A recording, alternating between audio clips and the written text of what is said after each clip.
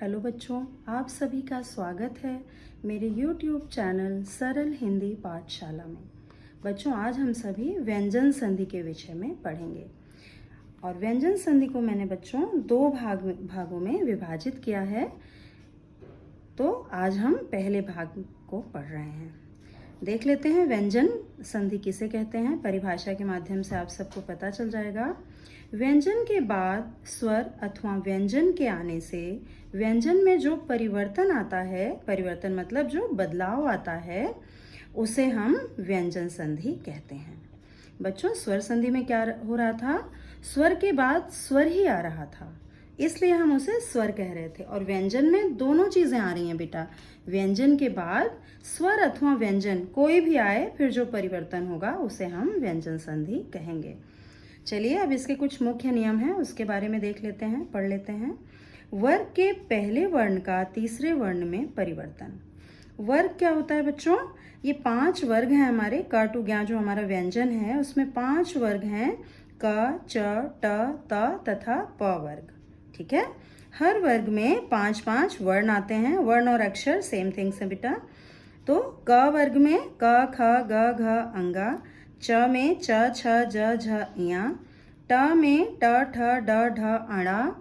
त में त, थ, द, ध, न। और प में प, फ, ब, भ, म। क्लियर हो गया होगा आप सभी को वर्ग किसे कहते हैं।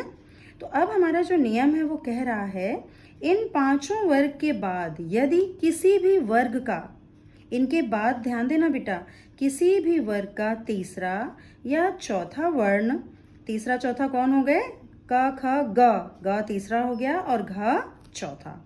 तो तीसरा या चौथा वर्ण ग, घ, ज, झ, ड, ढ, द, ध, ब, भ, य, र, ल, व, ह, या फिर कोई स्वर आ जाए तो वर्ग का पहला वर्ण अपने ही वर्ग के तीसरे वर्ण में बदल जाता है या परिवर्तित हो जाता है।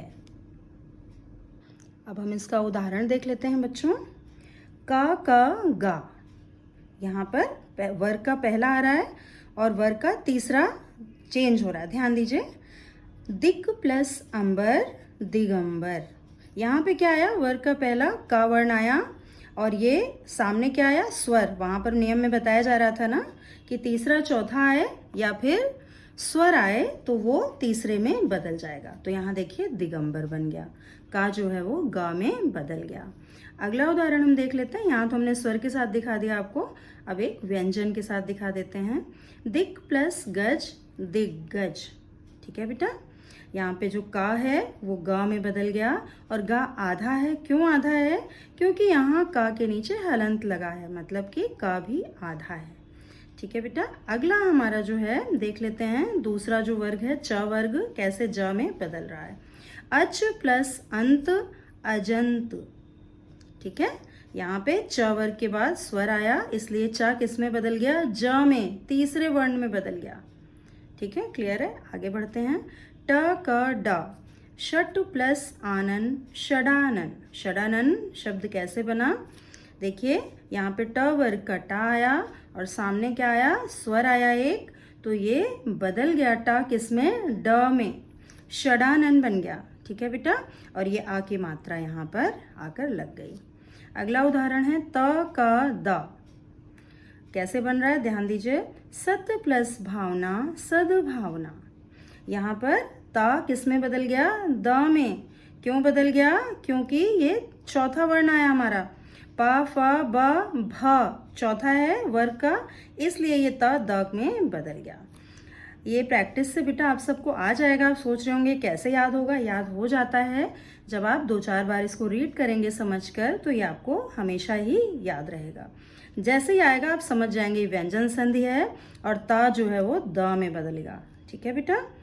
अगला है हमारा जगत प्लस ईश, जगदीश। यहाँ पर भी त के बाद क्या आ रहा है? ई स्वर आ रहा है, बड़ी ई आ गई, तो ये त द बन गया और बड़ी यहाँ लग गई, बन गया जगदीश। अगला है हमारा बच्चों प, क, ब। ये 5वां हमारा वर्ग था। ध्यान दीजिए कैसे बन रहा है, चेंज हो रहा है। सुप प्लस अंत, सुबंत। यहाँ पर क्या हुआ? प के बाद क्या आ गया, एक स्वर आ गया, इसलिए पा बदल गया बा में। ध्यान दीजिए बच्चों, अगला हमारा जो नियम है वो सेकंड नियम है, वर्ग के पहले वर्ण का पांचवें वर्ण में परिवर्तन।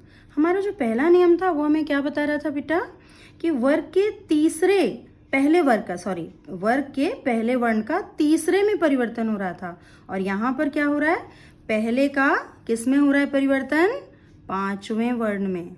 ठीक है, वर्ग वही हमारे क से प तक। ध्यान दे दीजिए। अब हम अगली अपनी परिभाषा देखते हैं। किसी वर्ग के पहले या तीसरे व्यंजन के बाद, ध्यान दीजिए इस बात पर, पहले या तीसरे व्यंजन के बाद यदि कोई नासिक्य व्यंजन, कौन कौन से नासिक्य व्यंजन है पहले देख लेते हैं, अंगा, इया, अणा, ना और मा।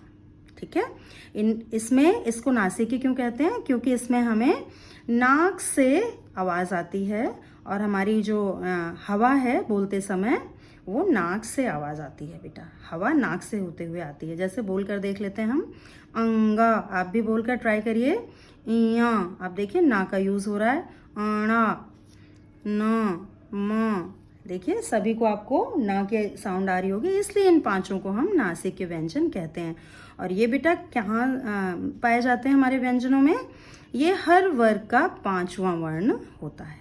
ठीक है, क्लियर है सबको।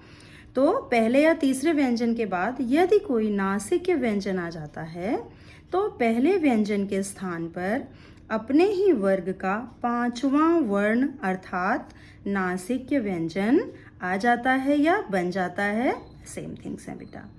ठीक है, आपने सबने समझ लिया। तो क्या हो जाता है, पहले व्यंजन के स्थान पर अपने ही वर्ग का पांचवा वर्ण अर्थात नासिक्य व्यंजन बन जाता है।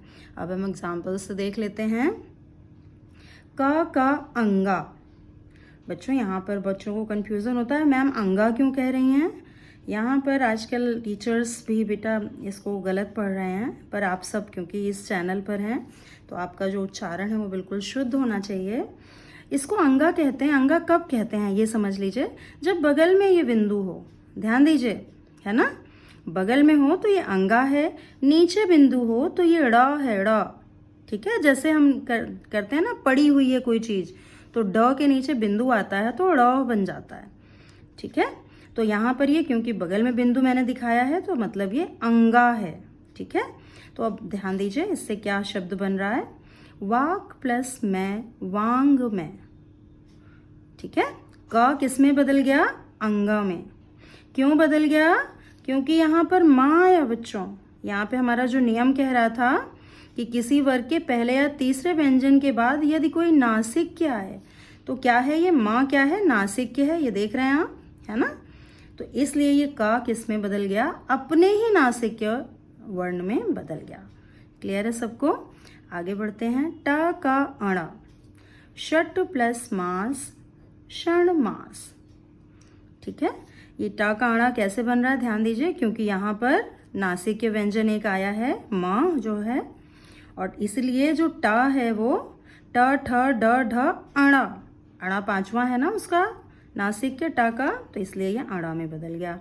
अणा आधा क्यों है बच्चों, क्योंकि टा भी आधा है, हलंत से आपको दिखाया गया है। चलिए आगे बढ़ते हैं। त का न, ता का ना कैसे बन रहा है ध्यान दीजिए, जगत प्लस नाथ, जगन्नाथ। यहाँ पर क्यों ता का ना क्यों बन रहा है, क्योंकि यहाँ पर ना आ रहा है, ना भी क्या है, नासिक्य है। ठीक है बेटा, तो इसलिए ता का ना बन गया। पहला ना आधा है, दूसरा पूरा है, ये पूरा एज इट इज आ गया है, और ये ता क्योंकि आधा है इसलिए यहाँ पर आधा ना हो गया है। सबको क्लियर हो गया होगा। अगला है हमारा तत्व प्लस मैं, तन्मय।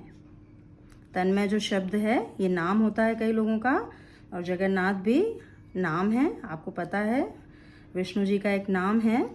तो तत्वमय कैसे बन रहा है ध्यान दीजिए, ये जो तत् का त है ये मैं से मिल गया, तो ये ता अपने ही नासिक्य में बदल गया, तन्मय बन गया।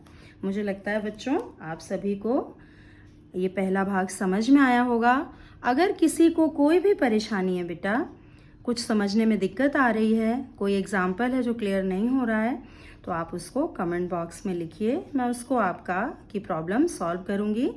अब हम मिलते हैं बच्चों अपनी अगली वीडियो में व्यंजन संधि भाग 2 में। धन्यवाद बच्चों।